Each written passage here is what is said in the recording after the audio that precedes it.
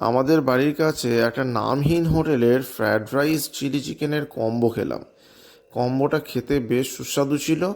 দাম মাত্র 80 টাকা। লোকেশনটা আমি ট্যাগ করে দেবো যাতে বুঝতে সুবিধে হয়, যেহেতু নাম নেই সেই জন্য নাম দিতে পারলাম না।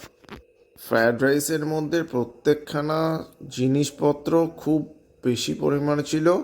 গাজর থেকে আরম্ভ করে কড়াইশুঁটি, বিনস, এছাড়াও নানা রকম গোটা মশলা, এই সমস্তগুলো খুব ভালো ছিল, কাজু বাদাম। আর চিলি চিকেনটা বেশ ভালো ছিল, নরম ছিল, প্রপার সাইজও ঠিকঠাক ছিল। দাম অনুযায়ী এটা ওয়ার্থ। ফ্রায়েড রাইসের কোয়ান্টিটি যথেষ্ট ভালো। আর চিলি চিকেন দেয় হচ্ছে 3 পিস করে। কম্বোতে 3 পিস চিলি চিকেন আর ফ্রায়েড রাইস, এইটা হচ্ছে এদের কম্বোর নিয়ম।